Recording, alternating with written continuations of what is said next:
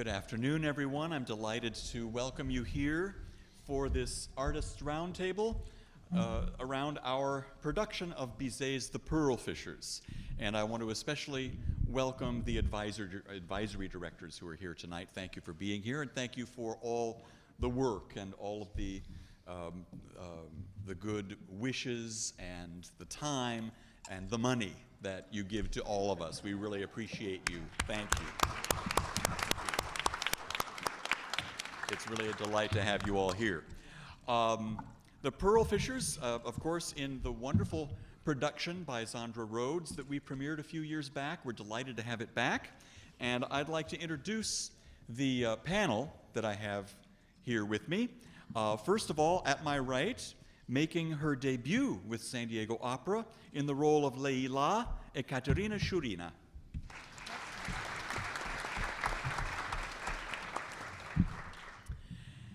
Next to her is our tenor singing the role of Nadir, also making his debut with San Diego Opera, Charles Castronovo. And I put them together because they are in real life husband and wife. And they have a beautiful little baby, Alessandro. Is that correct? Yeah. Yeah. And next to Charles, of course, our resident conductor, our local maestro, who was last with us not terribly long ago. Was it terribly long ago? It was Wozzeck. Oh my goodness, what a switch from Wozzeck to the Pearl Fishers. Of course, we all know and love her, Karen Keltner.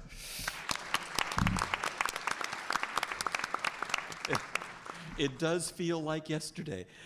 And next to her, back from much sooner, of course, as stage director of Maria Stuarda in this season. He's back today to be our stage director for Pearl Fishers, Andrew Sinclair.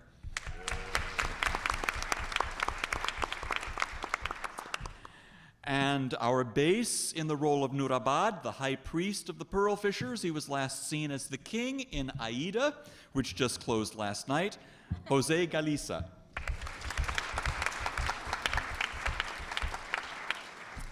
And finally, the baritone, singing the role of Zurga. He was last with us as Escamillo, if I'm not mistaken, in Carmen, Malcolm MacKenzie.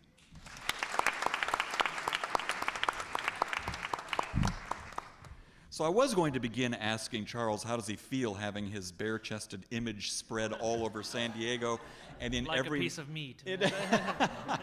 Well, sometimes that's okay. We will begin with a kind of a general question to the entire panel, and I would really like your own opinion about this. And that's a general question about French opera in the 19th century. In your opinion, how is French opera different from the Italian operas that especially those of us here in San Diego are so much more familiar with? We do so much more Verdi and Puccini and Donizetti, but we don't have the opportunity very often to hear a truly great French opera from that period that's, I think, so fascinating, such gorgeous, gorgeous music. And are there things about French opera that are peculiarly French other than the language? Other than the language. And anyone can jump in. I think so. Yes. I believe that the music itself has a certain refinement, elegance, moderation, most of all, probably, in its expression of all the raw emotions, because they're there. They're just differently presented, or a little bit more moderately presented. Nothing is left out, and this music is never shallow.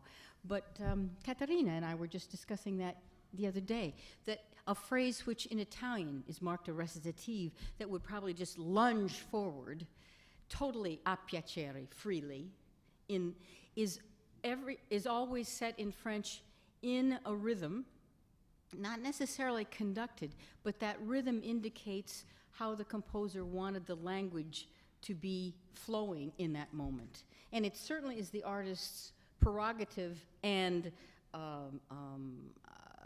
their freedom, of course, to do it in the emotion and in the moment that speaks to them.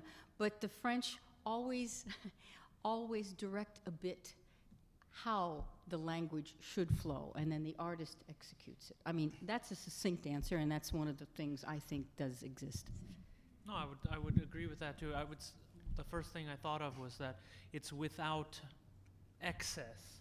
It doesn't have that extra bloody mess that you have with Italian, which I love, don't get me wrong, but it's different. I mean, sometimes in French music you have to convey all the feeling in, and sometimes the composer will just give you 2 or 3 notes instead of notes all the way up and down. Even in the famous duet au fond du temple, paré de fleurs et d'eau. It's really simple, but there's all the emotion there still. I think that's the main difference in French.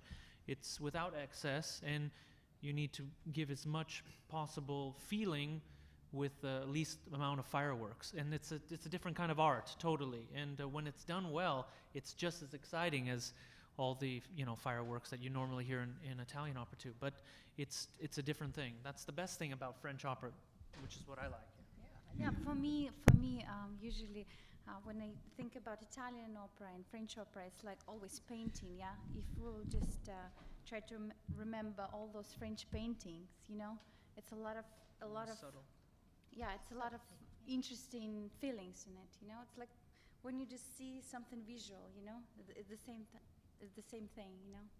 And for me, it's a different sort of dramatic energy.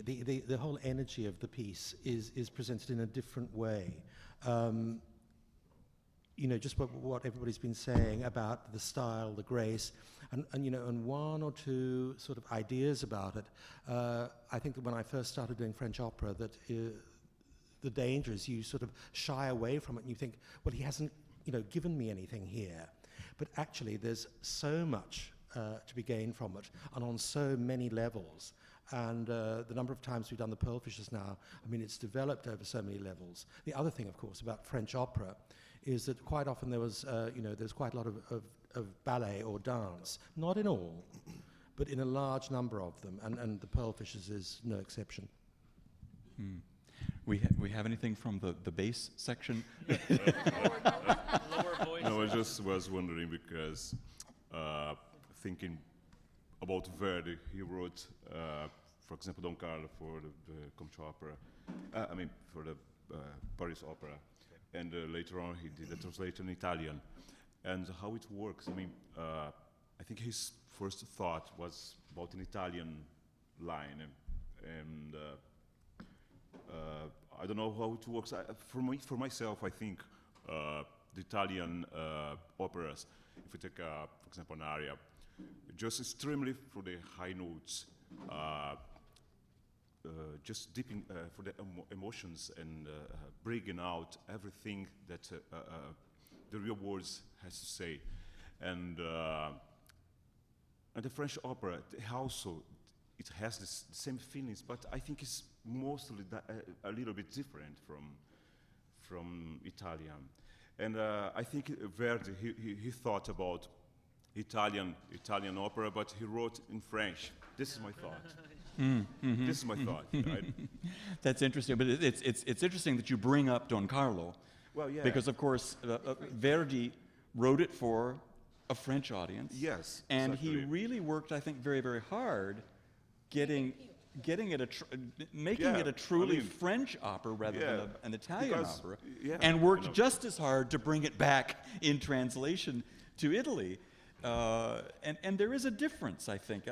If you hear or you sing the Don Carlo in the original French, it's a different opera. Yes, well.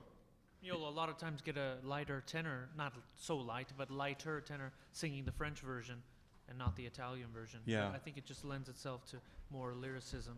That's interesting. I think that's why. Yeah, I think that actually, I'll go specific and see how does that actually affect me as a baritone. Is that within the French opera literature, it's a much more leggero sound. It's a much lighter sound than you get during the same period and maybe even the same characters. Sometimes so you have the same story managed in French and then also in Italian, but it's a different sound. So and the voices, like you say, Charles, tend to be maybe a little on the lighter side, maybe not in size, but in color.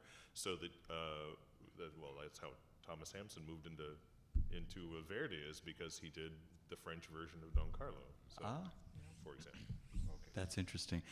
Karen, I think this begs the question that, do you have to ask the orchestra to approach French repertoire differently than if they were playing Verdi or Wagner? I think I certainly mention it, or will mention, and they know who wrote it, of course, so they will know it's French. I think you have to exhort an orchestra to play any French piece à la française, particularly if they've been playing Verdi, or if they've been playing Puccini or Tchaikovsky or Mahler or Strauss. You hear an orchestra when they come to you kind of reflect what they've just done, which is normal and understandable. And I have to think, see, our first orchestra rehearsal is tomorrow, and I think they're working on a new oratorio, aren't they? To be presented this weekend. So I have no idea what that's going to be like. But yes, you will hear, if you're at the rehearsal, you'll hear me mention French a few times. Yes, indeed. Andrew, this is one of those operas, and I think it's unusual in the sense that it's perhaps not unique, but one of those few operas that has absolutely no literary, historical, or legendary source whatsoever. It seems to have sprung forth from the minds of the librettists, fully formed, or perhaps not so fully formed, and the closest you can come to a source would be perhaps Bellini's Norma, or La Vestale by Spontini. The story of the virginal priestess who titillatingly falls in love with a handsome young man. How do you approach directing a piece like this that you can't do any research on, really? Because, well, I mean, let's face it, it has nothing really to do with Celanese Pearl Fishers. Not at all, actually. It really doesn't. I mean, all that sort of background is because people at that time were extremely fascinated by things exotic places. But what it is about relationships. Friendships, love, jealousy, the good old operatic basis. It's widely acknowledged that the Pearl Fishers has wonderful music. I mean, I'm sure you all know the duet that Charles just sang a bit of. I think its fame is probably built on that. But it's unfair to say that that is the only memorable piece of music in it. I mean, there's a wonderful aria for Leila, Comme autrefois, a wonderful aria for the tenor, for Nadir, and a great scene. For me, the greatest scene in the opera is for Zurga, for his aria, followed by a duet with Leila, which actually comes from almost a different style of music. Don't you think, Karen? I mean, it almost moves towards the Italian in some way. And when you look at the Pearl Fishers, you think, right, it's full of wonderful music. But there's no denying that the libretto is somewhat lacking.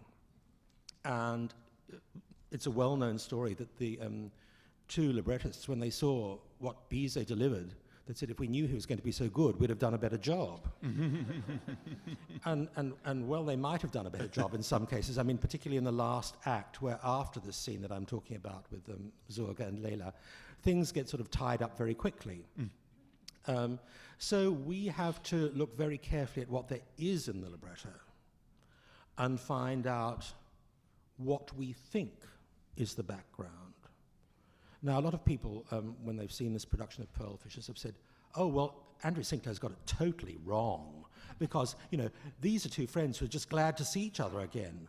Well, if you had actually had a breakup of a friendship over a girl that you both loved, and one of you went away because the atmosphere was so bad, and then suddenly you were made the chief of the village, and on that day, this other friend came back, I don't know that you'd actually be too happy about it.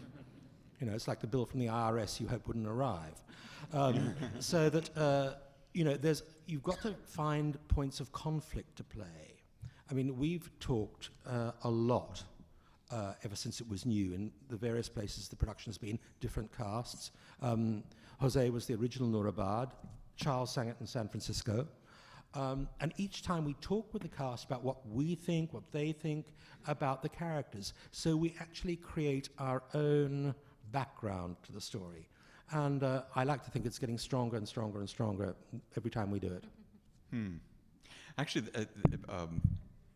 it's my next question to the cast, and that is, since these characters are entirely fictional with no outside story or source or background, I would imagine you do have to put some sort of background in them for yourselves. I mean, use your imagination and try and figure out what happened before this opera begins. Let's start with Zurga, Malcolm.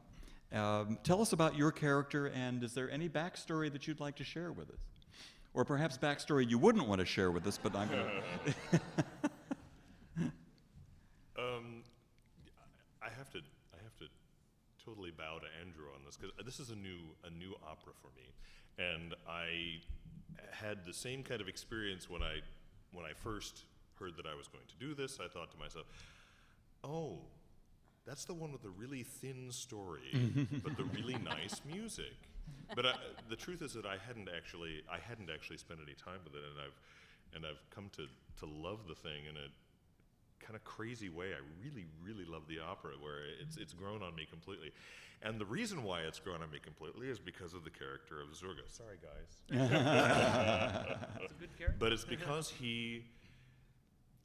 it turns out, who knew, I didn't know, that he makes this wonderful, crazy emotional arc throughout this story. That you see him for one day. You see him one day, and from the beginning of that day, he's come to this village as from the outside. We find that out because of Leila saying that he was a fugitive at one time that she helped. We find out later that that he was that fugitive that she helped. So he's from this village from the outside, and he's worked his way up, and he's now going to be crowned chief on this day, elected by the people of this village. So obviously he's had a real meeting of the minds with these people and become loved by them enough so that they would actually, against the wishes of the priest, they would actually elect him their king.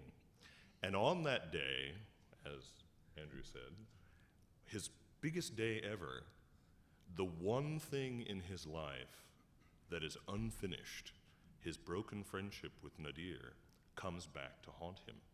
That one thing, that actual day, the day that he's crowned prince, king. So, and the machinations that then happen, how he is forced essentially to condemn both the woman who he's loved from afar. He doesn't really know her, but he's loved her from afar, and it caused friction between him and his friend. He's forced to condemn them to death, and then realizing that she was the woman who saved the child, who saved him when he was a fugitive, when he was much younger himself, decides that he has to sacrifice himself to free them. So this one day when he has become king is also the day when his life culminates in the release of them and him sacrificing himself for that. So I'm trying to think of any other opera where I've been able to do that type of a character arc, and I can't think of one. I really can't. Maybe Carlo, because you get to die for the tenor again. I'm always dying for the tenor, okay? That's okay. I'm okay with dying for the tenor. But this one, actually, it makes some sense, and I can really enjoy it for that reason. So sorry, long answer, but there you go. I've always found it a little strange that he's the one who kicks off the question to the villagers in Act 1 about needing a king. Yeah. I mean, he's standing there, big as life, and he says, well, now, we need a king who's strong and big and handsome and powerful. Yes. Oh, you! And when they elect him, he goes, who, me? Yeah, exactly. And That's exactly what he says. The first day I'm looking at Karen, I said, how do I say this line without looking like a total idiot? Oh, me? You really want me? You love me, you really love me. You do. Sally Field. I think there are two things here that we should just add about this. you're quite right about this rather peculiar situation. Of course, we shouldn't think that Zurga is absolutely innocent of the fact that he stands a chance of being made chief. I mean, he's done a bit of canvassing. He knows he's liked, and they do need a leader. And the reason they really need a leader is that the pearl diving is about to start, which is sort of the backbone of the economy of this village. And while the pearl diving is sort of a festival event, it's also a very dangerous thing for the young men who dive. And so there has to be sort of a hierarchy. There has to be a chief. There has to be a priestess who will preside over the pearl diving. And so, I mean, yes, he wants to be chief, but there is a real need for somebody because of this. Let's talk for a moment about Nourabad, about the king, or the high priest. You were a king, now you've moved to high priest. You've sunk a little bit in status from Aida to pearl fishers to the high priest. So what is his story, and what is his predicament, his problem in this opera?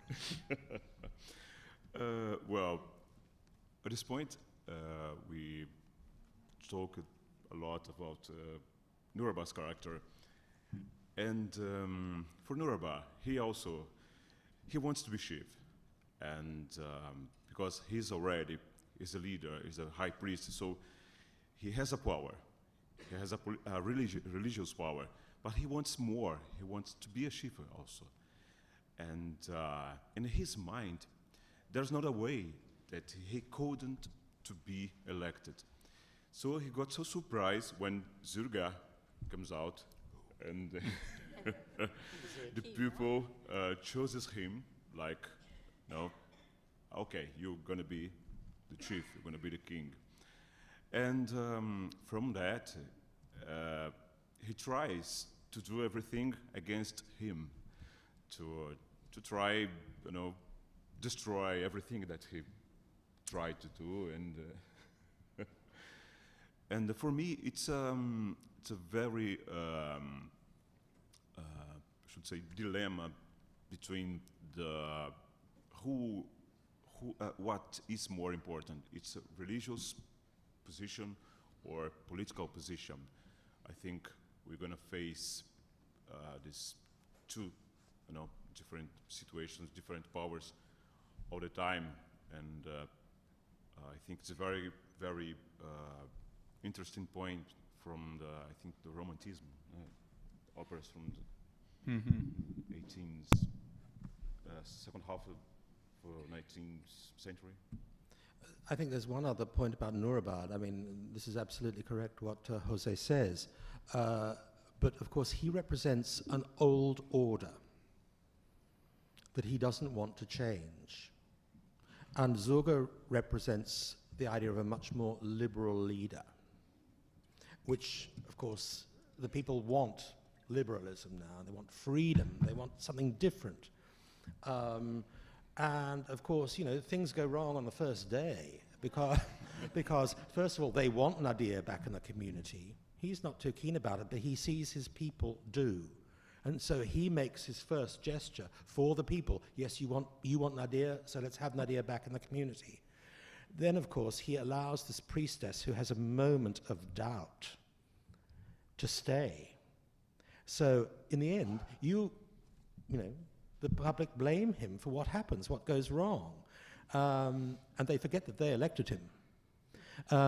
And at the end, you see, in Nourabad's mind, Nourabad wins because Zurga is killed. And, there should be, son of the pearl fishers or pearl fishers 2 or something so that we know what happens afterwards.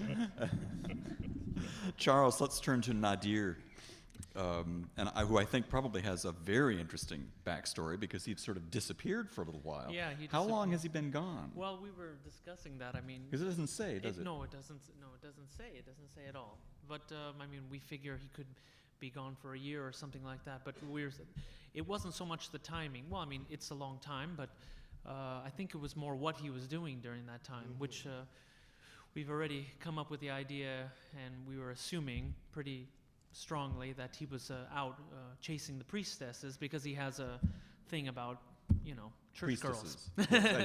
Yeah. So from this time, he's been out in the jungle. From the beginning when he arrives, and he says, "I've been out in the jungles with the tigers and the jaguars," and he's been living this really kind of rough life. And he's been basically looking for Leila from this first time that they saw her together, Zurga and Nadir. So, but Even basically, though he said he wouldn't. Say again. Even though he said he wouldn't. Yeah, well, that's the thing. That's the point. They promised that they would. Since they immediately had this conflict, they promised each other that they wouldn't seek her, and I didn't keep my promise. So so I was out looking for her and living this rough life as a hunter in the forest and kind of following every priestess I could find, trying to find her. Anyway, I think what we discovered is that he must have been filled with a lot of guilt after some time. We do know that they must have met. He met Leila because there is a contact there because she knows him and there was some love there. So, but I think that we came to the point that we were thinking that he must have been filled with guilt. She has her obligations as a priestess, her religion. So I left and said, okay, I need to be free from this. That's probably when I went out to the jungles and lived with the animals and eventually went back home, coming back on the wrong day, of course, and stealing taking the steam out of my friend's, inauguration, So, so he's a kind of a, he comes immediately with guilt from the beginning. He doesn't, the first time we played it in San Francisco, I even played it a little bit more heroic when I arrived. Like, here I am, I'm Nadir, and here I am, because the music is, kind of heroic. But I like where we're going now because it's much more filled with guilt. And I come back, I can imagine you wouldn't feel good. You would feel very uncomfortable coming back after all that time being gone for this reason. And, he doesn't know where I've been. Not only did I betray our promise the first time, but I've been doing it for a year straight. You know what I mean? It doesn't feel so nice. So when I come back, I already have that, which is a great place to start because, when we do have the duet and kind of reconfirm our friendship, it makes it much more powerful. And then when I go back on my word again, it's much more interesting that way. Because if you come too happy, it totally ruins the moment. I hate to spoil au fond, but it almost seems to me, given the romance that you sing next, in which you essentially say that you've been looking for her. Well, that you've got your fingers crossed during this gorgeous duet. No. Yeah, exactly. That's how we're kind of playing it too. Is that I used to be the strong one. Everyone loved Nadir. Everyone loved, Then I was gone. Now he's the chief, and now he's kind of in this position where he's almost comforting me. Once we've come back together and sworn, I'm the one who finds myself in this. I can't feel good until I tell him what I've done, which I find very hard to do. And then something happens. Right when I feel like I can tell him after we've had this connection again, of course, the priestess shows up. So we don't have time to talk about this. And of course, who's the priestess? But the same one I had been looking for. It's that convenient little breeze exactly. that moves her veil aside, and so that's the great thing about this character. You immediately come with this conflict from the beginning.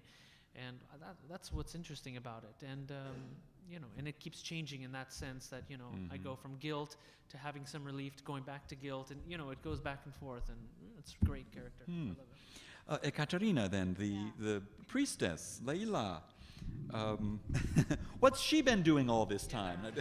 She sort of appears on the scene. What is your backstory for Leila? What I want to say that I'm totally in love with this character, and it's really easy to fall in love with this. First off, she's really young, really beautiful girl, and second off, she's really brave, And what we know about the story, we were talking also about this a lot, but from young age, what we know that she was living in a village, and she was quite poor, from poor family and everything like that. And being really, really young girl, who knows, 7, 8, 9 years old, she did save Zurga, which is, of course, she will find out it later, like in the end of the opera. And she have no fear. Of course, everybody knows and have fear about being killed or something, but in that point, she have such a strong character and really, really brave girl, It's what we will find out when she will talk to Nourabadil, saying this story, yeah? It's one thing. Then also, it's really interesting how she feel when she sees Nadir. And since she's young, of course, she's in love, and when you love and when you first time see somebody, it's like you have this chemistry, something's going on in your body, and how, when she first time appears on stage, she have this veil. No one see her face. Nourabadil, of course, will not find out who is she and Zurga, and only Nadir and I will recognize each other just by see the eyes like I that. recognize your voice first. Yeah, he's recognized my voice, and I of course see him, and that's also exciting. Yeah, all the time she's waiting. Maybe he will be somewhere. Somewhere. She's all the time, tried. And of course, she's. How I understood that she, being a priestess, she decided that because he didn't remember. Can you help me that point? Remember then we were thinking that they didn't meet. And at one point when Nadir and I we were thought about this, that they didn't meet actually. She was saying that she was waiting for him, and it didn't happen. Yeah. It's a question. Yeah, it's like it's what we're talking about. And what else?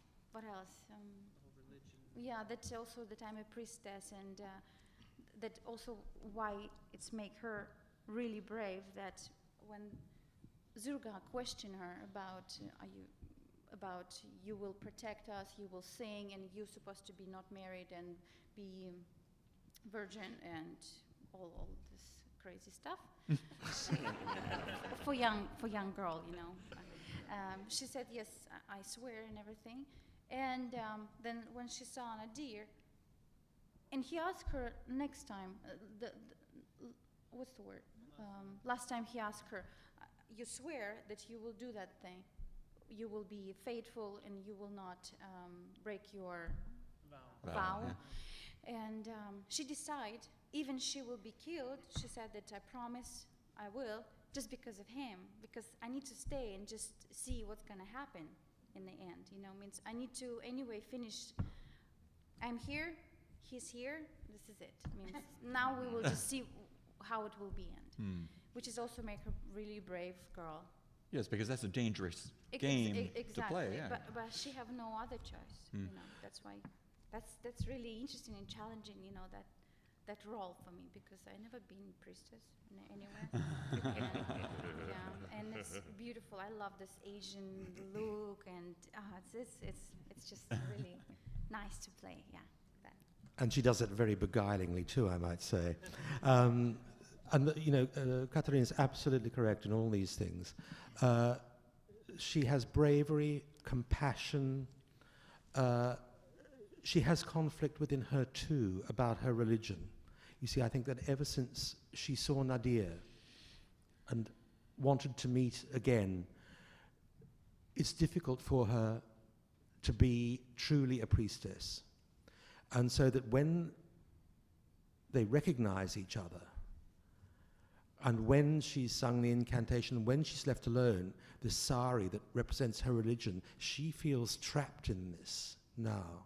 And she feels she can no longer honestly be a priestess. So there's a lot of conflict that she has to play out as well as her feelings about whether she betrays this village or not, or and what she does about Nadir. And she's an interesting person. There's no question. Yeah. And what I also like, that being this young age, she need to be dealing with all this really what's the word, with Zurga, because in the last scene he's attacking her and she's really winning. Winning. Correct. She stands up to him. Yeah, she stands up talks on him her down. young age. She's doing it really I respect her for that. She's not acting like a little child. She's acting with respect, with honor. She's a woman who's actually mature beyond her years in the way she behaves. I mean, there's a very complicated scene with Zurga where she comes to plead for Nadir, and she comes with total respect for Zurga. She understands why they have to be killed, because they did the wrong thing. They endangered the village. She understands that, but she says, look, let me die, let him free. And Zurga behaves in such an appalling manner that she says, I can't even pity you anymore. I have no respect for you. All I can tell you is I hate you, and I curse you, and I love him, Nadir, forever. Yeah. That tells him. That's really strong. It kills him. It kills him. There's nothing interesting about playing a character weak. Ever, whatever the character is. You have to start by assuming they're strong and find their strengths. Vulnerability is a different thing, but play them strong. Well, speaking of young, Bizet was 25 years old when he wrote this opera, and I'd like to open it up again to everybody. Did he know how to write for the voice at this age? I think so. I mean, I think he writes incredibly great for the voice. I mean, I can't find one thing wrong with, I know I can speak personally for my part. I can't find one thing wrong vocally with this part. I mean, even the orchestration, when it's a little bit thicker, he's so smart. If it's a little bit thicker, he takes you up a little bit higher where it's easier to be heard, and it doesn't keep you down too low. And it's just smooth and beautiful. I mean, it's just gorgeous. I mean, it's well beyond his years, the beautiful writing that he does for voice. I mean, my aria in particular is, I can't imagine something that's much more beautiful than that. I mean, it's really like a gem. It's really, so at 25 years old, it's unbelievable. That, and I when I got this score, this is a very new piece to me. I'd never studied it or anything, and I guess I'd seen it once. I saw it when I saw this production at City Opera in New York, but I'd never seen it. And so when I got the score that we're using has some reinstated material that was in the original version that Bizet wrote that since then had been removed by various people, and so it had been published many times without this material in it. And this newish one that we're doing now has all this reinstated material, some of which, I think Karen will agree with me, is very, very forward-looking in its musical style. It steps even out of the French style and starts... In your scene particularly, and then in the duet that you do, from the times before, I have a notation in the score, Verdi, exclamation point. It's early Verdi. Yeah. Bum. Yeah. It's really quite amazing. Yeah. So we have this beautiful simplicity and elegance of what, and I have to say, Charles, when I heard him sing French, I was just in heaven. Au paradis. But he does it so beautifully. And he mentioned the word, I think you said simple, but it's also things are quite compact and brief. So then when we come to this big, big scene, which is Zurga, his aria, his whole, it takes us a place we hadn't anticipated. Because Leila's beautiful, beautiful scene, which, she likes her costumes and she loves the whole look. Do you know how wonderful it is for a conductor to be looking at a singer who's singing and all you see are their eyes? But those eyes are so alive, because not everyone's are. There are singers who sing sometimes with their eyes shut. These people and this cast inform me as to how I want this music to go, and it's a great, great pleasure. So, Leila has this lovely aria. Again, wouldn't you say compact and quite a jewel in its own right? And so we're lulled into this, and then you all know the duet, of course. So we're not lulled, but we're seduced by this elegance and this beauty that's been established, and then we go to another sort of beauty. I don't know how a 25-year-old dredged it up and so sophisticated, in so sophisticated a manner, and in such an exquisite form. I think it's remarkable.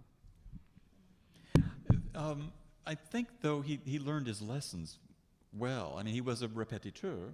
Oh, yeah. And I think he probably haunted the many opera houses in Paris. And the other thing is that the French music education system, even to this day, does nothing if not instill a great sense of the discipline, which I happen to believe you must have before you branch out into being daring. You have to have the building tools. You have to have the foundation. And I think he certainly learned it very, very well. And the one thing that strikes me coming back to the piece after having been away from it for, 4 years, is how unbelievably lyrical it is throughout. I mean, it is like writing on a bed of lyricism. There is one gorgeous tune after another. And the thing that's even more remarkable is that the recitatives were added very late. It was supposed to be rather like Carmen in the sense that it had spoken dialogue and musical numbers. And then at the last minute, somebody asked him to change it. But even those recitatives are filled with melody. It's really quite remarkable. Yeah. Now, Andrew, you've directed this particular production by Zandra Rhodes a number of times by this point, in a number of cities throughout North America, including Canada. Do you deal with the production any differently now than you did when we premiered it here? Oh, yes, heavens yes. I mean, the idea is still essentially the same. And when we first did it, we still had the idea that there was this sort of conflict between Nadir and Zurga. And then the first place it went after this was Detroit. And the scene that changed the most is the scene that we've just been discussing. Karen's been talking about with Malcolm, the Zurga aria and the Zurga Leila scene. Because I think we had a very serviceable staging of that scene when we first did it here in 2004. But the Zurga in Detroit was Nathan Gunn. And we happened to be talking about the aria, and we'd done the aria, and we started talking about Zurga's past and his feelings of repression and inadequacy. And so this got into a big discussion, and Maureen O'Flynn arrived, and she said, "Oh, what are you two guys talking about?" And so we started talking about this, and she said, "Well, I've always felt that." And she said, "I've always felt that there could be something more to this scene with Leila and Zurga. And taking it somewhere it hasn't gone." Well, we certainly took it somewhere that I'd never seen it go before. And it's a totally different side of Zurga, and it's also a big development for Leila. Yeah. This is where the bravery of the character that she talks about when she was 8, you see it. And because the music is so different as well, it tends to fit. And I think that people were quite shocked in the audience when they first saw this scene. And indeed, it should be shocking, and it should make you feel uncomfortable. So that it isn't just a pretty piece. It's about human failings as well. And so that changed in Detroit. And then the next place it went was New York. And those of you who know the Pearl Fishers know that the last act, people have been over the years trying to sort of make the last scene better because, as I said, it was tied up very quickly. And so there's the duet, which we did first time here, the O Lumière Sainte, which is a very pretty duet. But the action does stop dead, like about 3-4 minutes from the end of the opera, by which time it's too late to retrieve any dramatic thrust.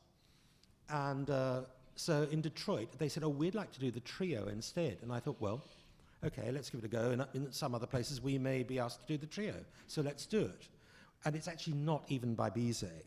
It's not very good. It's a very vulgar and rather showy piece, But for people who want a lot of top notes at the end of the evening, as if there haven't been enough, and very beautiful ones too. This is rather showy and in your face. And by the time we got to actually doing stage rehearsals, the singers were saying, "Andrew, can we please not cut this? It just kills everything we've done." But anyway, they wanted to do it, so we did it. And when we came to New York after Detroit, we were doing this scene again. We'd agreed that we would do the duet because it was the lesser of two evils. And I'd arranged new staging, and so I got the chorus to do the staging. And they'd done all the staging, and they were still singing. Still, the show stopped dead. And so the conductor, who was Emmanuel Plasson, son of Michel Plasson, who conducted the recording of the Pearl Fishers, came up and said, Andrew, it wouldn't bother me if we didn't do this at all.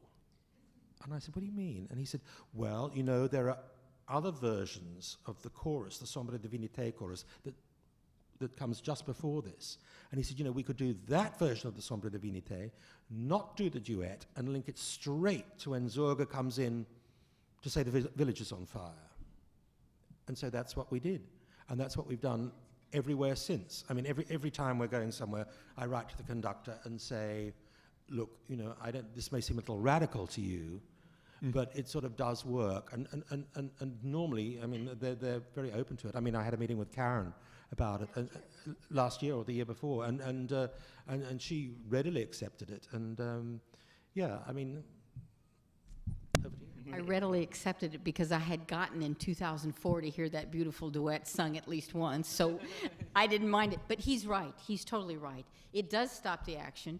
The original duet that Bizet wrote, and so to add this little bridge from another version takes us dramatically where we want to go. But I should also say that I think if you're doing a concert performance or a recording, you should do this duet because it's what Bizet wrote. But we're doing a dramatic piece in the theatre, and thank goodness it does work. It just makes it a little shorter, but not by so much. Yeah. I just wanted to say that I find myself in a unique position because Andrew and I did this production for the first time in 2004. And then Andrew went off and did it many times, and it went through these evolutions. Now he's come back. We've had the greatest time discussing where the piece has gone, and I appreciate it so much. It informs, you see, if you're an opera conductor, at least my opinion is, you have to love the theater, and you have to love drama and the people who are doing it. So when you're given even more raison d'être for that music, it informs the music making that's there, which even makes me appreciate what Bizet has done even further, because I think you're underscoring, or we're underscoring and having found things that he probably meant to be found, but because on the surface the libretto seems a little bit pale initially, nobody goes beyond that unless they are given the opportunity to do these many repetitions and take it to this place. So we started it. 4 years later, it comes back, and it's taken this great journey, which I now can benefit from, as will you. It's really quite stimulating. I think this makes a really good argument for bringing it back soon. Oh, yeah. In 4 years, simply because it will be, in many ways, a very different piece. Well, it is a different piece dramatically. I mean, as we've all said, it's much deeper. But also new people who come into the cast are very, very interesting. I mean, of course, you have to have fabulous singers, and we have fabulous singers, but we've also got great actors. And you have to have great actors as well as great singers in this piece. And then it works. And we have. Now, this isn't the Metropolitan Opera quiz, but I do have a bonus question. And that is, do any of you know what country this opera was originally intended to be set in? Andrew? Yeah? Isn't it Sri Lanka? I mean, Salon was the... Isn't it Mexico? Originally, it's supposed to be in Mexico? Originally, this opera was intended to be set in, of all places, Mexico, which I don't believe has a Pearl Fishers culture. But I just thought that was so interesting. It's a lobster fish. And with with only a few months, I mean, this thing was commissioned by Leon Carvalho. We got to get a new translation and everything. Yeah, at the Teatro Lyrique, only a few months before it premiered. So I mean, they went through a real evolution in understanding where this piece was coming from. Charles and I are going to do it in Washington in a couple of months, so I think we'll sort of just rethink it as if it was in Mexico then. The lobster fishers. I The think. Yeah, great. A mariachi version, perhaps. Well, listen, thank you all very, very much for being here. We're looking forward to the production, and again, thank you. Congratulations.